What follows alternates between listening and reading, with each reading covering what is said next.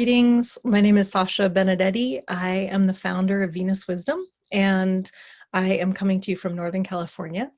I'm delighted to be teaching this class on Mars and Venus, Venus and Mars in the chart for Stormie Grace's YouTube Academy.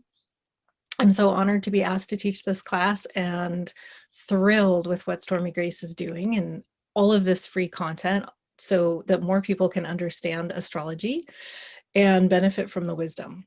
So let's go ahead and just jump in here. If you want to take a couple breaths as we're sitting here and I'm getting us screen shared. It's always a good idea before we begin with all the head. It's good to say hello to the body. And that is part of our quest here, is to be working with the principles of Mars and Venus, and this has a lot to do with weaving between this headspace and this, let's go, and then this body space of like just being, just dropping in. So here we go. Today is April 26th, 2021. And here we are. We are in the solar system. And I wanted to just start with this view, even though we're going to be focusing on Venus and Mars particularly. I like this photo because it shows how Earth is sandwiched in between Venus and Mars. Of course, none of this is to scale, but it just gives us this idea. And all of the planets in our solar system are aspects of us. And we are really the Earth. We're really made of the Earth. Our perspective is the Earth. And I like to remember that when I'm starting to teach about the planets and think about the solar system and think about the universe. It's just this orientation that here we are, we're on Earth. And all of the planets that we're speaking of are rotating around the sun source. And so we're in this constant motion, we're in this constant dance. And Venus, as you can see, is the inner planet next to Earth, and Mars is the outer planet closest to the Earth. So they're both closest to the Earth. And these planets are like actors for different parts of us. That's how I like to think about them. So the planets are the what. And so today we're going to be really focusing on the what of what is Venus and what is Mars. Here we are just coming into the end of April, and this is a really good time to understand the signs that Mars and Venus rule, because we're just coming out of Aries and now we're into Taurus time. And so the zodiac is really this flow of time, and we really get to watch nature and learn from nature about what these signs are about. So because Aries season just passed, and that started on March 20th, that's the equinox, that's the beginning of the astrological new year. And then Taurus started on April 19th this year. We really have fresh in our memory what was happening on the Earth. And so, that Aries is really the spark. It's the first sign of the zodiac, and it's connected to Mars. And then Taurus is when spring in the northern hemisphere really starts to get going, and the soil's warming up and things are starting to grow, the flowers are coming out, the birds, the bees. That's definitely happening where I am. Of course, it's different depending on where you live, but we have this sense from nature of the stirring and life beginning to do something with that spark and beginning to root and beginning to make life, itself. And that's really a good clue about what these signs are about. And they're very connected to the masculine principle, that spark, and then the feminine principle of this manifestation and this fertility and this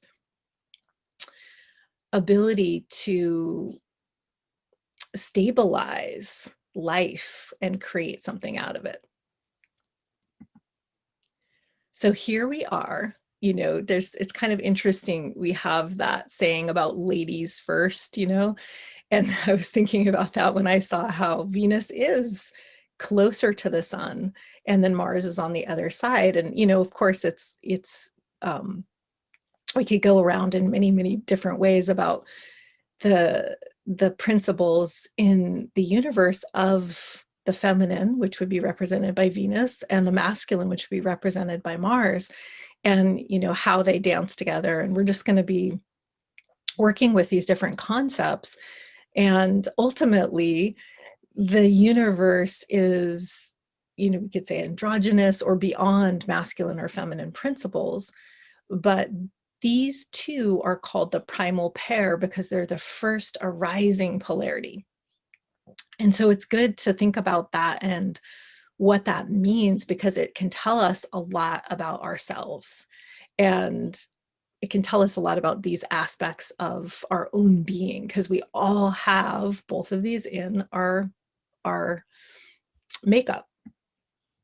And so Venus is this planet that's closest to the Earth, and we can kind of just compare them here. As I said, Mars is the outer planet closest to the Earth, and Venus rules copper, which is a soft metal and was used often to make jewelry, and it's very malleable.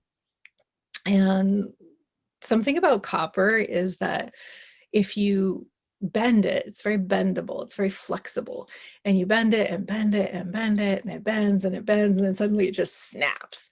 And there's something about that that's like the feminine principle, that, you know, if we're too accommodating to other, which is what the feminine principle does, we can bend too much until we snap.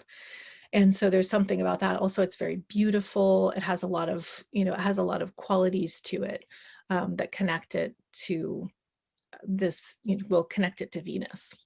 And Mars rules iron, and iron is a much harder metal, and it was used to make weapons. And it's really interesting, you know, that the age of Aries overlapped with the Iron Age. And so there's this sense of making tools, making weapons, doing something. There's that Martian principle alongside that ruling of iron.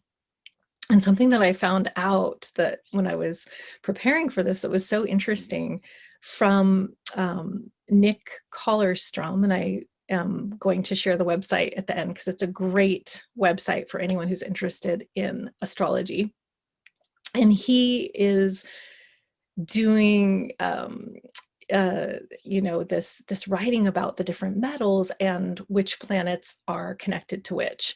And he said something that was so interesting to me, that on average, women have about 20% higher copper serum than men. And for iron, it's the other way around, with men having 1/3 higher iron level than women in their blood. The deep significance of this fact is entirely ignored by modern medicine. So iron and copper levels are sex linked. And I found that fascinating. And so, you know, again, we each have these principles, and they're not solely connected to our sex. And I'm going to really get into that more when we talk about how to work with these energies within us. And yet they definitely connect to biology, at least in their original manifestation on this planet. And so Venus is the feminine essence and Mars is the masculine essence. Venus rules the sign of Taurus and Libra, and Mars rules the sign of Aries and Scorpio. And, you know, when we look at our birth chart and what is that, you know, what does that mean? What does my Venus mean in my chart? We're looking at this primary need for togetherness, for belonging, to be. Whereas with Mars, there's this primary need for space and to do. So they're polarities that we can really notice both of those within our own selves. So Venus is this need to, or impulse to connect and to relate. And this is how we give and receive affection. Your Venus in your chart's going to show that. How we empathize and attune to another.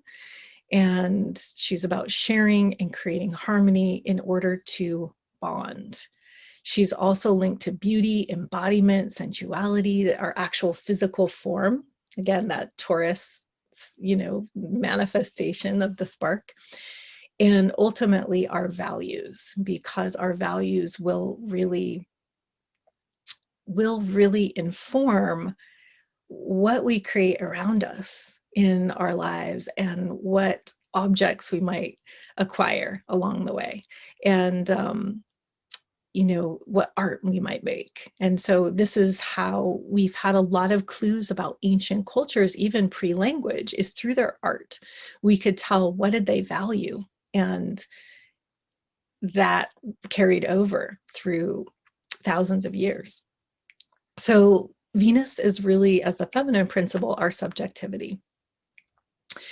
And, there's this fundamental sense of emotional survival that happens through all of this, through connecting and relating, that when infants have been without that, when they don't get touched and they don't get cared for, there's a failure to thrive that happens.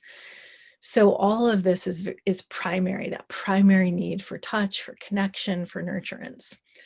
And Venus's synodic cycle, which is her cycle with the sun, teaches about the heroine's journey, which is about a journey, a quest to go within. It's a transformative journey. It's about transmuting our deeper, confronting our deeper self, and confronting our shadow, and ultimately coming more into wholeness. Mars in our chart is going to be the opposite. So there's this primary need, as I said, for space and to do. And so there's this impulse to separate and take action. And it represents, how do we get what we want, and how do we assert ourselves and our desire. Mars is also the urge to discover the new and to have independence. And so to start something new and to quest out. And how do we exert effort and focus on goals? How do we navigate conflict and our actual physical vitality, as well as our objectivity, our ability to have that space and look at something from another perspective and not be totally in it, that going out and dividing something in order to understand it. So Mars's synodic cycle teaches about the hero's journey without. So that's a quest. It's about purpose. It's about going out in the world and finding what is ours to do and doing it. And so it's an external journey. And it's so interesting because their patterns in the sky really reflect that, with Venus going, her pattern really showing her going down and in, and Mars's pattern is going up. And so I'll touch on that a little bit, but that's a whole other class. So these are the basic principles of Venus and Mars. And so thinking about that when you're looking at your Venus and looking at your Mars, I wanted to give you a better understanding of where to connect that within your own being. So again, this primary energy, of the masculine and the feminine could be linked to the Big Bang, that there's this void, there's this nothingness, there's this potential.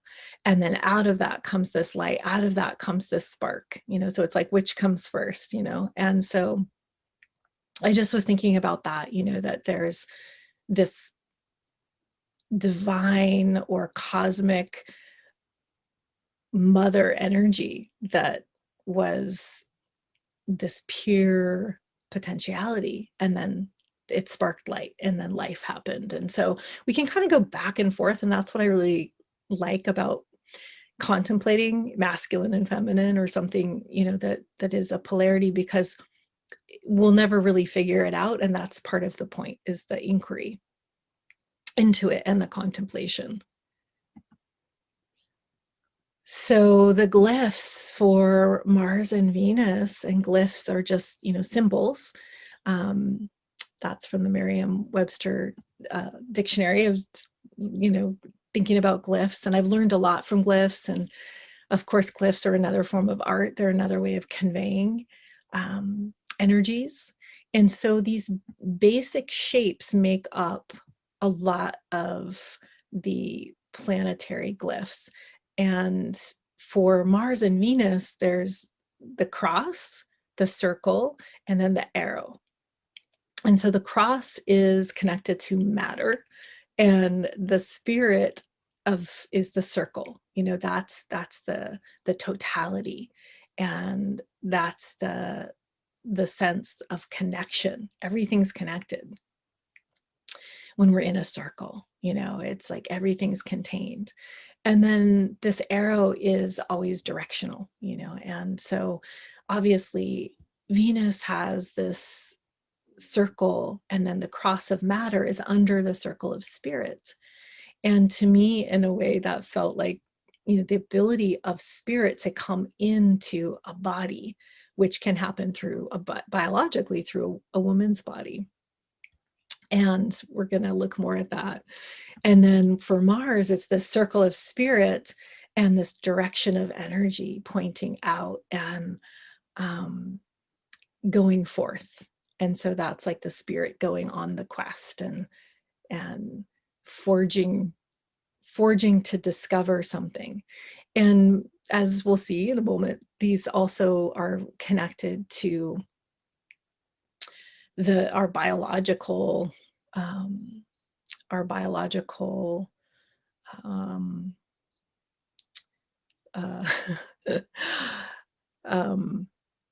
modes, as genitalia.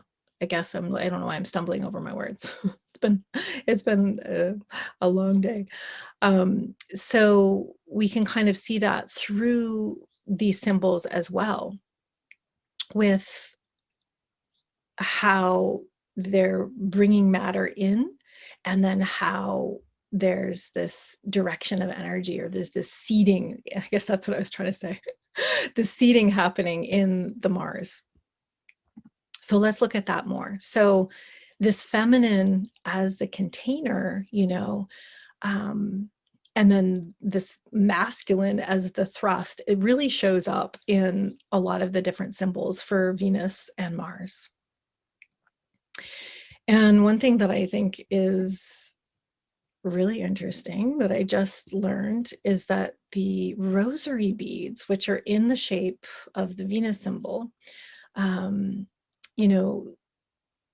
they are connected to the umbilical cord.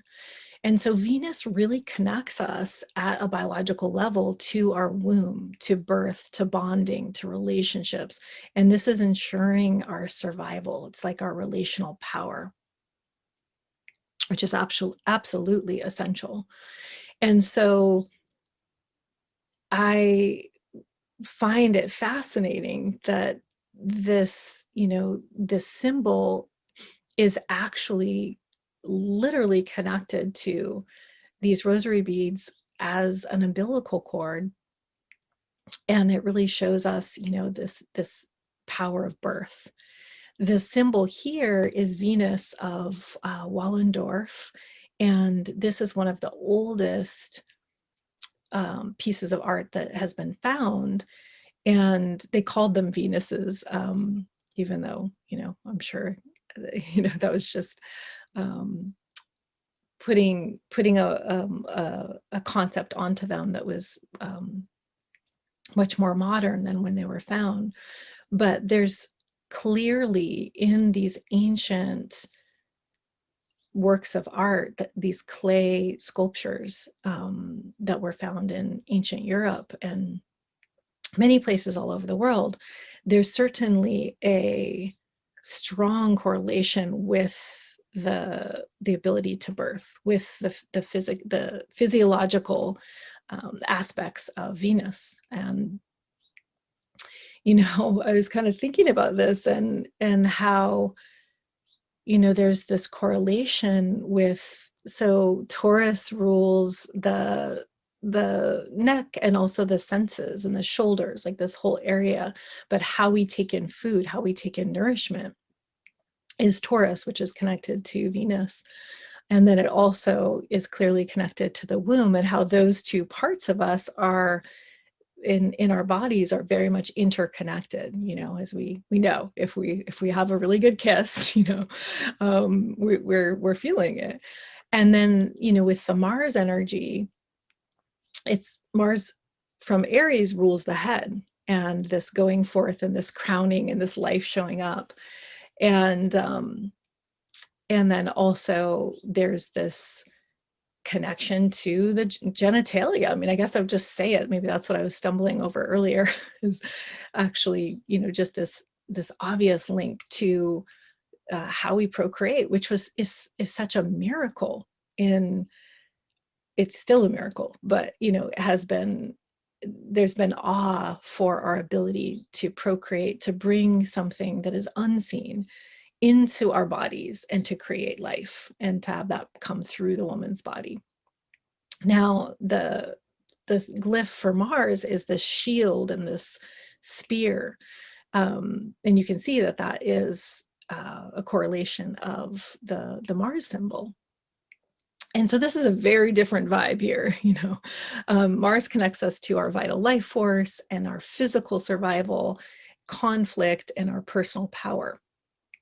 And so there he is. There's Mars. There's the statue of Mars. And he's all about his brawn and his sword and his shield. Of course, this is much later. This is coming out of this is a Roman version of Mars. And then this is a Roman phallus that was a piece of artwork.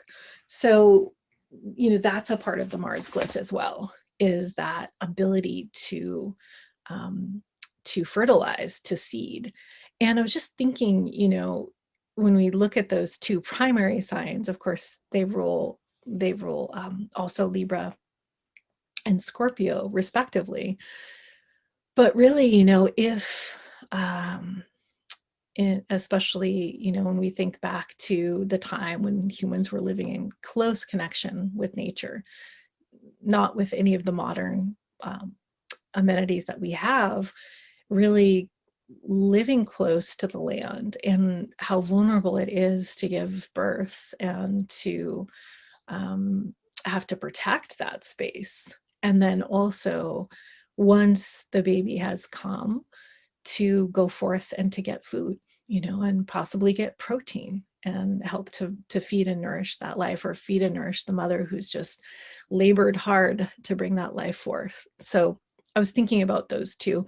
A lot of the symbols of Mars have been really channeled into this idea of violence. And so that's something that I want to reimagine as we are in this time, this great time of change and reimagining. And as far as I'm concerned, we've entered the age of Aquarius. It's a spectrum, but we're in it. We're entering into it. And so some of these stories, having to do with violence, we're being invited to create a new story about what that masculine energy is. So this oldest story of Mars and Venus that goes back to, the Greek and the Roman myths, it's very much rooted in Western civilization. It's very much rooted in that paradigm of love and war. So Venus is the principle of creation. She's linked with love. And the word Venusian just means relation to the planet Venus, but the word Venust is beautiful, comely, graceful, elegant.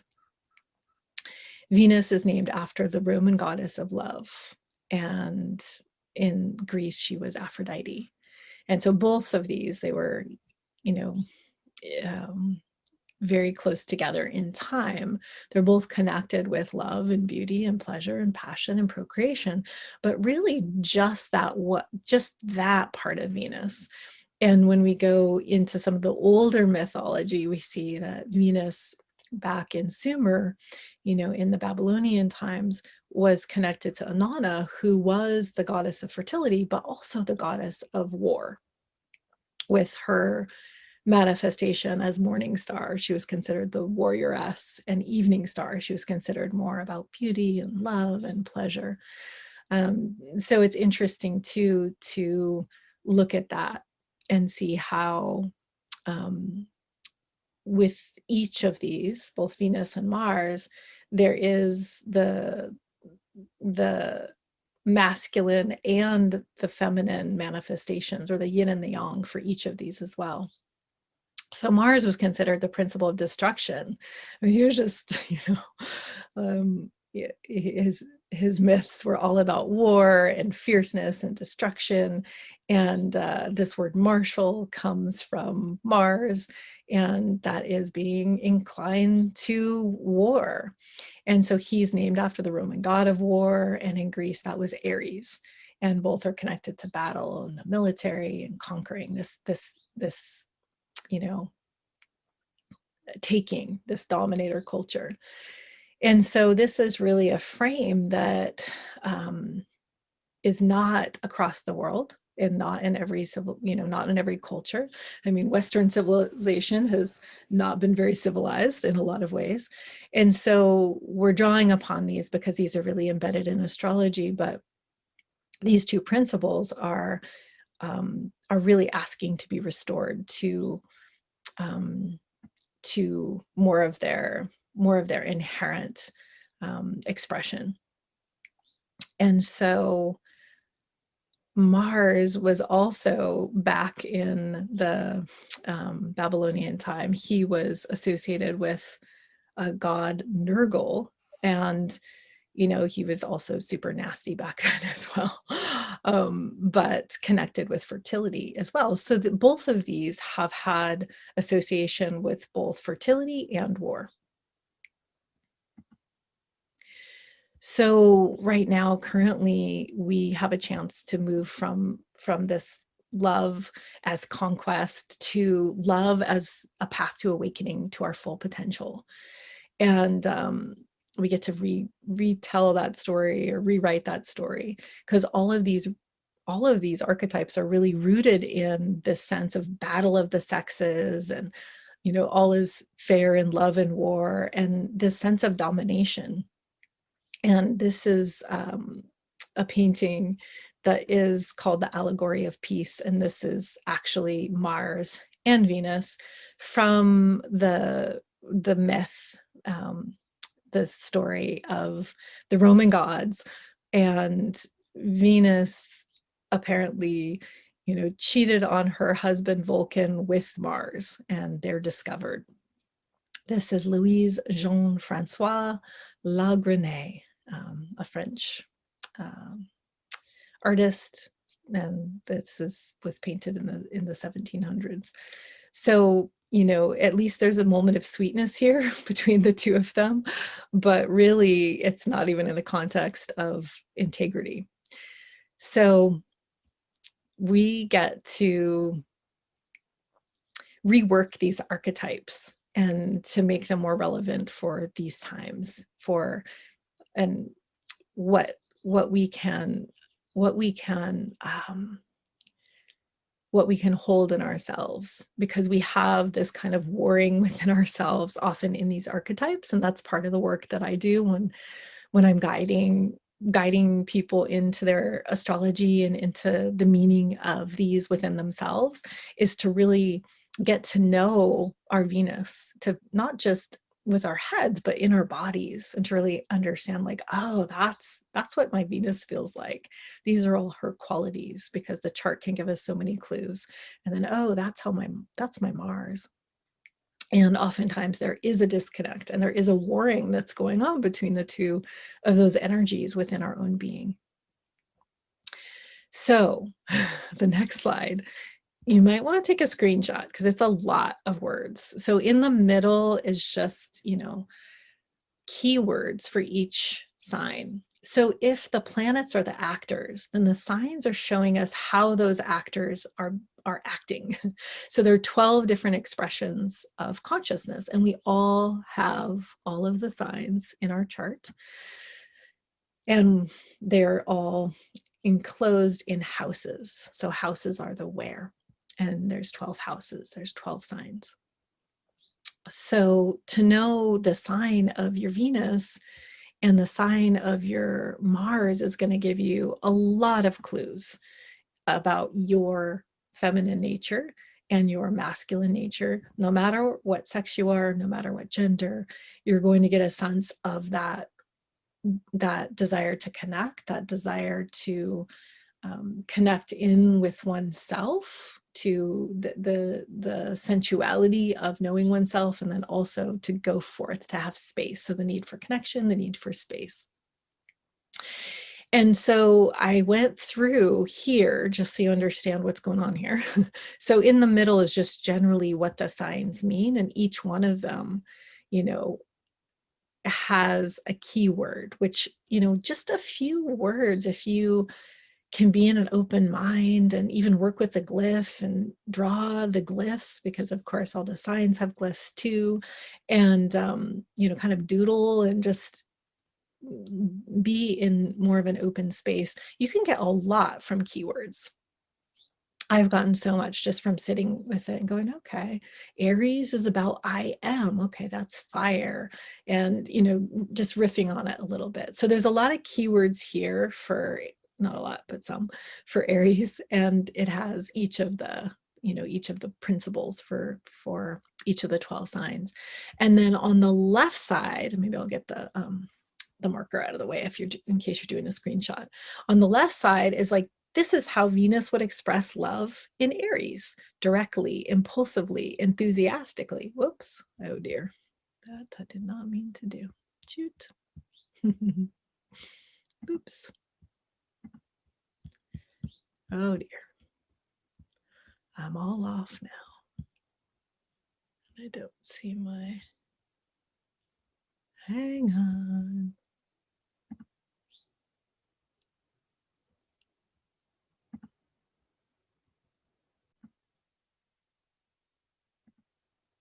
Okay, let's try that again. I had to get back. So on the left side, these will line up. Each of these descriptions will line up on this side with Venus and on this side with Mars. So on the left is how Venus would express herself through the signs. So in Aries, she's going to express her love directly, impulsively, enthusiastically. In Taurus, sensually, tangibly, kindly, possessively. In Gemini, verbally, flirtatiously, playfully, wittily. Okay, so that whole left column is how Venus would express love through each of the signs. So you can line up your sign and see which connects with yours. And then on the right is how Mars would assert oneself through the signs. So in Aries, that's going to be directly, competitively, impatiently. And I already, kind of started with Aries, so maybe I'll go down to Leo. So in Leo, Mars is going to be asserting oneself expressively, dramatically, warmly, confidently. In Virgo, asserting oneself helpfully, analytically, with duty, through perfecting. So you can play with this. So I'm going to just pause again and encourage you to take a screenshot, because we do not have enough time to go through all of these, but you can really encourage you to write down the keywords for each of your signs, and then feel free to use the middle part for applying to any other planets that you have. They're just good to work with. And I love, and I put it at the end, but I love Steve Arroyo's book. It's Chart Interpretation Handbook. It's really great for beginners, and I have used those keywords so many times. Some of them you'll see in here from his book, just they've become, you know, kind of second nature as far as describing the energies of these signs in a very succinct way. So I would also recommend that you check that out. Okay. Oh, I don't think I am in presentation mode anymore. Orf. Hang on. It seems I am not.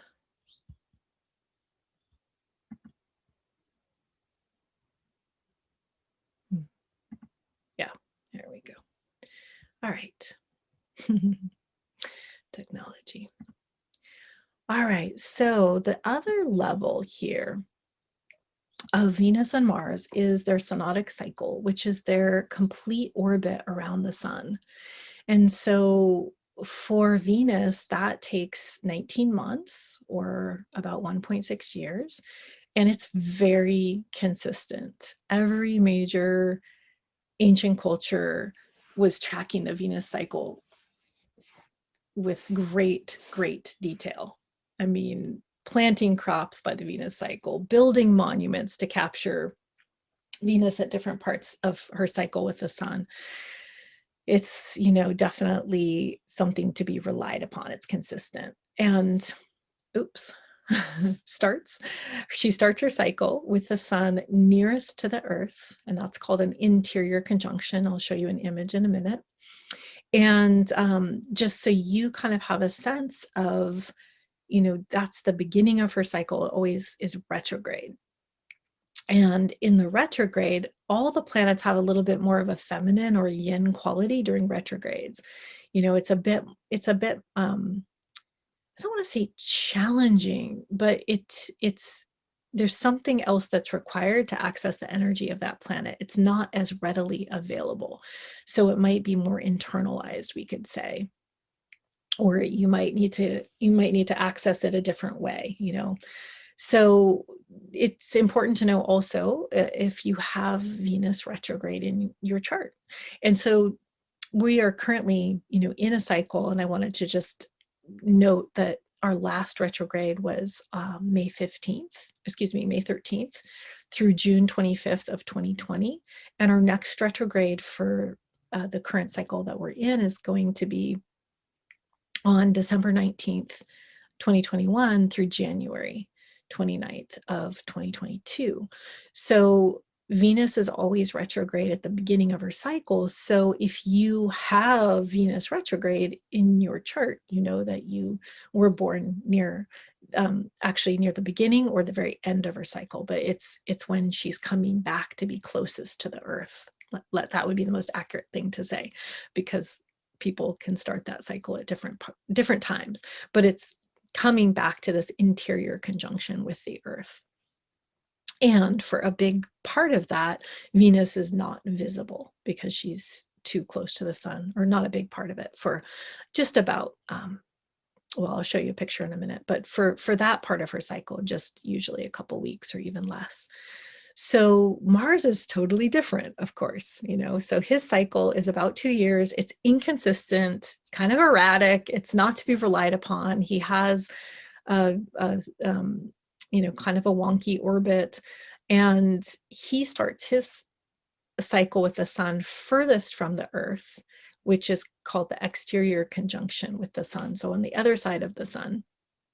And that is actually when he's closest to the earth, if I understand that correctly. I am still learning more about the Mars cycle. I've studied the Venus cycle quite a bit, and so I did my best to fill in with some basics about the Mars cycle, and I'm really interested to learn more about the way that Mars moves, because the movement will show us a totally different aspect of that part of our being. You know, it's like the sign is static. You know, you have Venus in Pisces, and that's one point in time. Whereas when you include the whole synodic cycle, you get the whole flow, and it gives you a lot more understanding of your personal Venus and Mars. So that could be a whole other class, but I just wanted to mention it.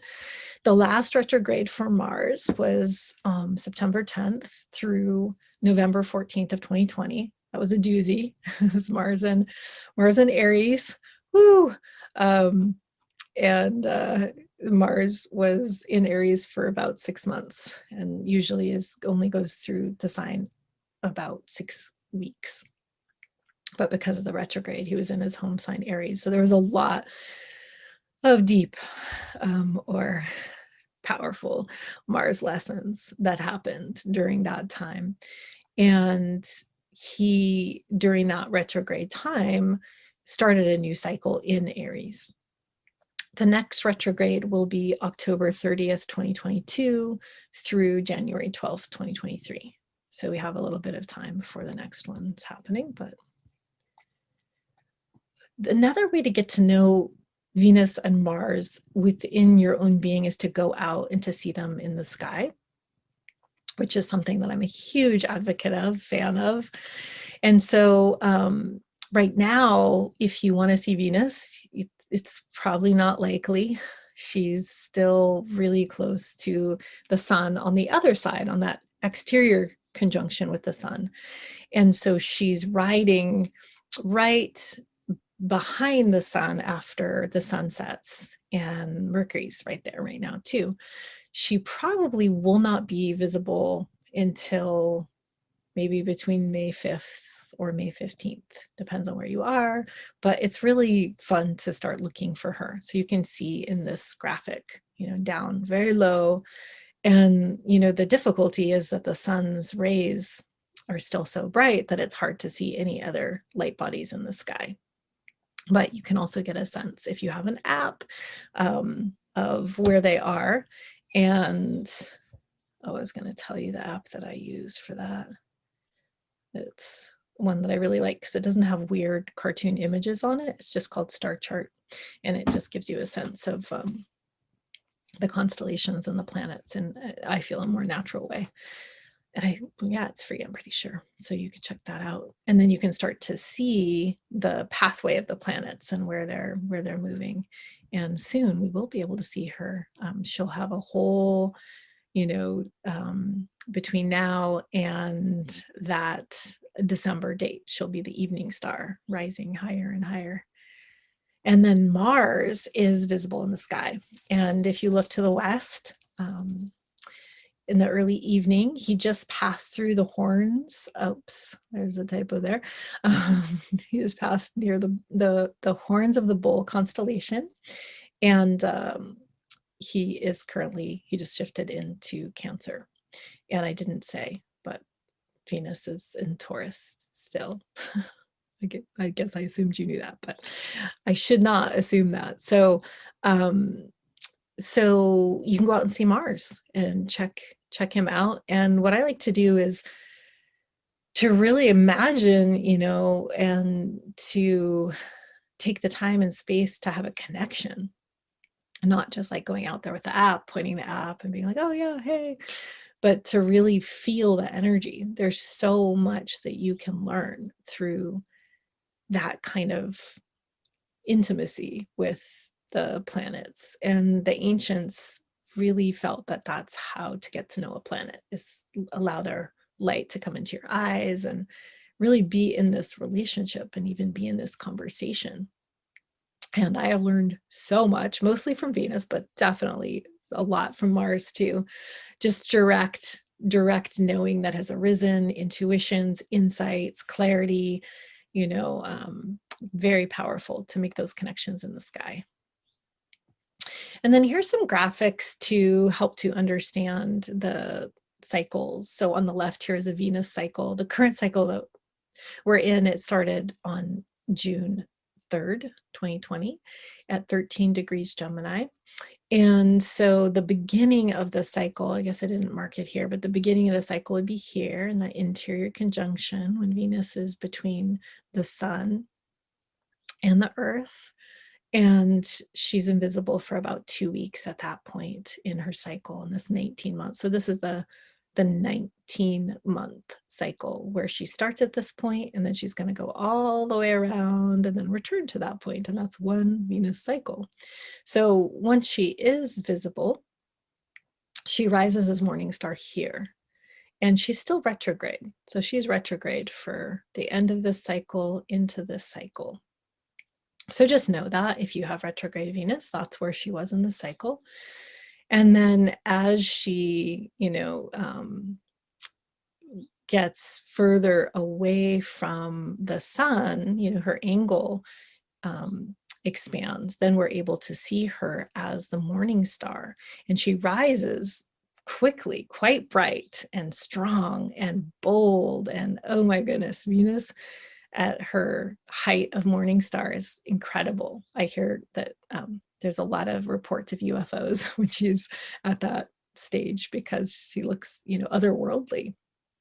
Queen of Heaven, tracing back to the ancient myths of Inanna. And so this is the whole morning star phase is here. So she's out of the gate, she's up, she's bright, she's highest, and then she has this descent, and she descends, and there's about 7 or 8 meetups with the moon as she descends, and she's getting lower, progressively lower and dimmer, and she's really on this heroine's journey to the underworld to visit her sister, queen of the underworld, Ereshkigal, in the original myth. And so these moon gates are really important. And if you're interested, part of syncing with Venus is to mark those gates. I call that the new Venus portal, and it's Venus and moon, and then it's in relationship with the sun because it's in the cycle with the sun, and using that as if you would normally, if you're working with the moon, use the moon. So if you're interested in that, get in touch. My information's at the end, and I have a whole map that has all the dates for this current cycle, and you can start syncing with Venus and experiment with that and see how it feels if you wish. When she gets to a certain point behind the sun here, we can't see her anymore, so she sets as the morning star, and she's no longer visible. And of course, in the morning sky, she's visible early, and so you have to get up early to see her before the sun's rays wash out her light. And then she's in her underworld phase here, with this meetup with the sun, exactly this alignment in the exterior conjunction for about 60 to 98 days. And this is her underworld phase. And then she will rise again. And then this rise in the evening star, she has about 7 or 8 meetups again with the moon. And she's getting higher and brighter and higher and brighter. And then she reaches her peak again around here, and then quickly falls away and goes into retrograde and begins again. And so in the morning sky, it's really interesting when she meets the moon, she's in the waning crescent moon, which a lot of the flags, a lot of symbols, you'll see that crescent moon with the star, that's moon and Venus, these portals. And so she's waning because she's descending, she's surrendering what is no longer true about her identity, her conditioning, her programming. She's surrendering it to really discover more of her essence in the underworld, to discover that part of her that, oh, I did it again, shoots. Let's see, oh, I could just do that, perfect. So that's interesting that the moon is waning, and then in the evening sky, it is waxing as she meets the moon. So that's a pretty cool thing to notice. And then the Mars cycle, did I say, okay, the next cycle for Venus starts on January 8th of 2022 at 18 degrees Capricorn. So we're moving from a Gemini cycle into a Capricorn cycle, and Venus moves through, she starts her cycle in the same 5 signs over 100-year period. And that forms a beautiful pentacle, 5-pointed star in the sky. Some call it a rose. And this opening of the rose is really beautiful when you see the map of her weaving this star over time. And that's more for another class, another time. And then the Mars cycle just started on October 13th of 2020 in Aries, 21 degrees Aries. this kind of sort of 2-year cycle, not always. And so Mars's cycle starts here. And again, forgive me in advance. This, I'm just learning about this. And as far as I know, this is accurate. And, I welcome feedback if I miss something. So, Mars here, because Mars is an outer planet, Mars is going to go around the Earth. So I tried to depict it so Mars would be the closest to Earth here. I didn't really do a great job of it, but Mars starts his cycle when he's in opposition to the sun. And so so there's that difference between the two of them. And he also does the morning star, and he also does the evening star as well. So Mars is actually at his brightest when he's opposing the sun. And his whole journey is a journey up, and it's a very visible transformation, whereas Venus's journey is going down and into the underworld. So those are interesting. The next Mars cycle is December 7th, 2022 at 16 degrees Gemini, I believe. So this is according to Daniel Jamario's work, which I put the link at the end. He does a lot of the Mars cycle work, and it is so interesting. And I would love it if anyone knows of a book on the Mars cycle. I haven't found a book, but the Shamanic Mystery School website and Daniel Jamario's work is really helpful for understanding the Mars cycle and the archetype of the Mars, moving from that warrior and that aggression into this new possibility to be protector and to be really a positive force to protect life.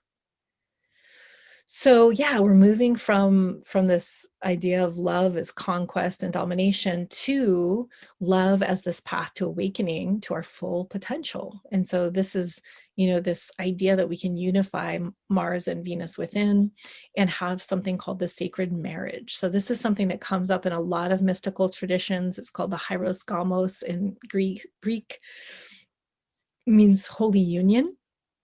And it's really this dance between the feminine and the masculine that come into union. And there are a lot of ritualized marriage ceremonies. And this is kind of maybe a confusing sentence that I wrote there, but basically it's a path of initiation. It's a spiritual rite. And there's so much more I could say about that. I'm actually learning a lot right now about a lot of these sacred marriages and this whole tradition of enacting as humans, enacting these larger than life energies of gods. And we see that in the stories of the gods and the goddesses, and it's wild. All of those myths are wild, and people are getting born out of their head or from touching a flower, and there's all these things going on with birth that are pretty interesting. So this idea of divine birth, or this idea of being able to bring the divine through our bodies, was a part of these rites of the sacred marriage. But then really that was an inside job, the sacred marriage. And there is this theory that I imagine you've heard, excuse me, seasonal allergies are here. It is definitely tourist time here in Northern California. So, a lot of people are resonating with the story of Mary Magdalene and Jesus Christ, or Yeshua, as spiritual consorts. That's really gained popularity, and Mary has been restored as the apostle to the apostles after thousands of years of having her reputation smeared and being called a prostitute, and really recognized, as certainly an intimate companion to Jesus, and most likely a romantic partner, if not a wife. And movies like The Da Vinci Code really popularized that, and a whole resurrection of the Gnostic traditions of Christianity. So there's this idea of this intermarriage, and this is the Mars Venus within, you know, there's an echo of that in so many of our myths and traditions. In the East, in Buddhism and in Hinduism, this is called a tantric consort, when you have that inner union. And it is so very much about the inner union. And you'll see in their art, I mean, all of these images of these beings, these Buddhas, these deities, you know, actually in this sexual union, which is not necessarily about sex itself, but it is about that alchemical process of uniting the feminine and the masculine, and then what can come out of that. So Reggie Ray is an author. He is the director of, what is it called? Dharma Ocean. And he wrote that the tantric consort is the ultimate other. In fact, in the tantric tradition, it is said that moment by moment, he or she represents to us the entire phenomenal world. In other words, in the consort, we most deeply and completely meet the sacred universe in its entirety. Through the practice of taking the consort as representing the sacred totality, we learn to love more deeply than we ever imagined possible. First the consort, then everything that is. So there's this, you know, kind of inner process that has been mapped by many, many cultures. This is the primal pair. This is the Venus and Mars within.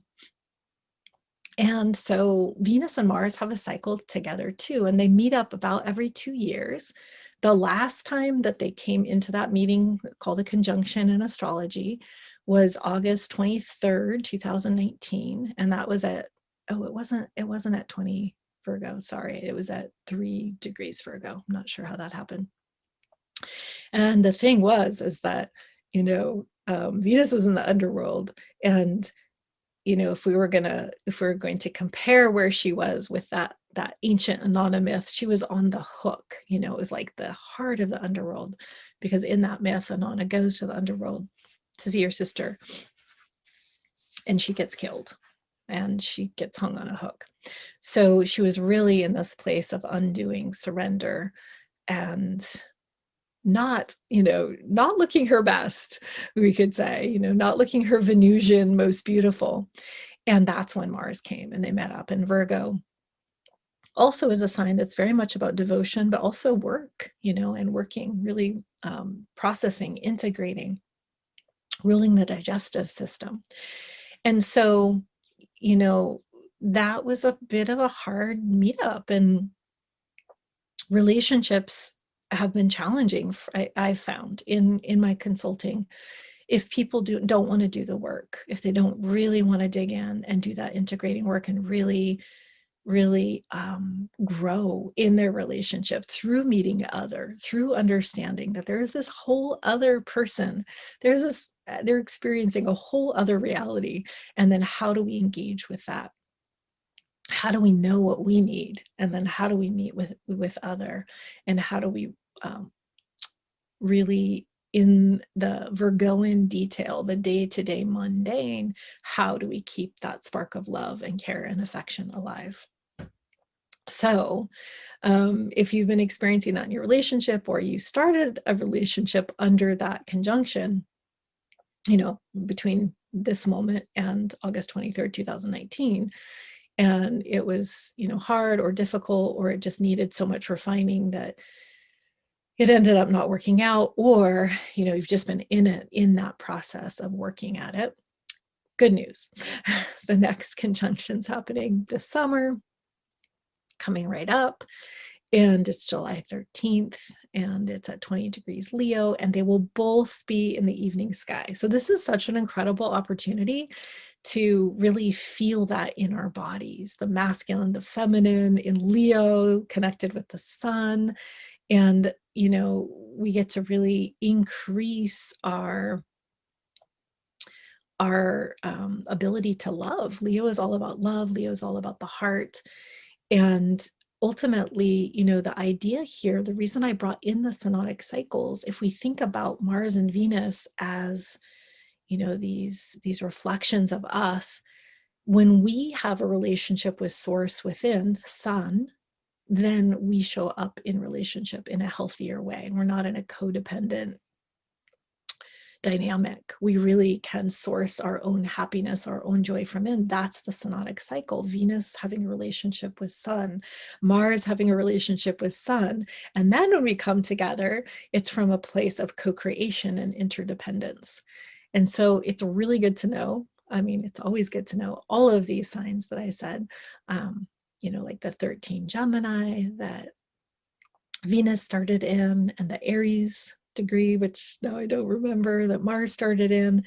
It's good to know where in your chart, where do these signs fall? Where do these degrees fall? Because that's going to give you a lot of information about the current cycle and about what's moving for you around these issues of connection and being in a healthy balance of connection and space and bonding and independence.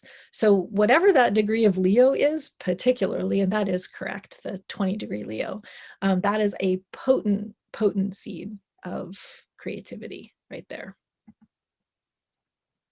Oh, here is a sonnet from Pablo Neruda that I'm actually not going to read because my voice is kind of fading, but I'm going to play you a song. So maybe I'll put that on the screen while I play you a song. Here's the references that I referred to in this presentation. And you can check any of those out that you wish. I encourage you to just dive into any resources that you're called to. And here's the song. I wonder if I can play that without... Oh. I lost my screen.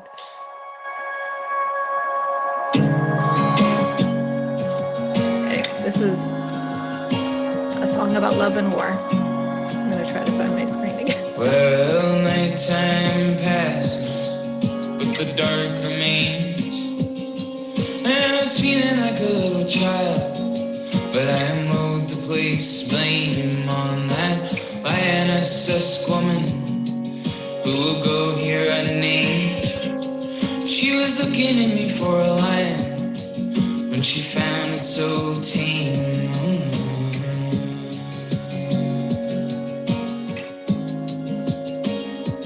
On that erstwhile May morning, I took the 6 downtown to Spring, and I was writing something elegiac that I never learned to sing.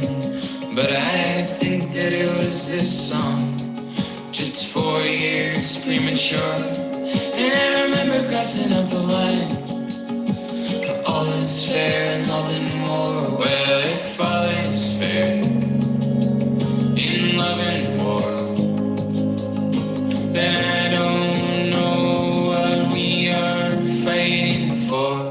'Cause my baby, she's a real peach, even when the night comes crashing down. Real peach, and the nighttime rolls away. Alright, and we're coming back to the demon killing book of love. My God. Well, nighttime passes and the dark retreats. I hand it over to my upper angel, who visits me in sleep. We're in the field beyond the right and wrong, and the fallacy of form. Okay, well, this is where you can find me. I'm at venuswisdom.com, and I have a Facebook group that teaches about the Venus cycle for visionary women that you're totally welcome to join if you wish. I hope you enjoyed this presentation, and thank you so much, Stormie, for creating this. It's so inspiring to have all of this astrology going out in the world. We need it. So that's all for me. Be well.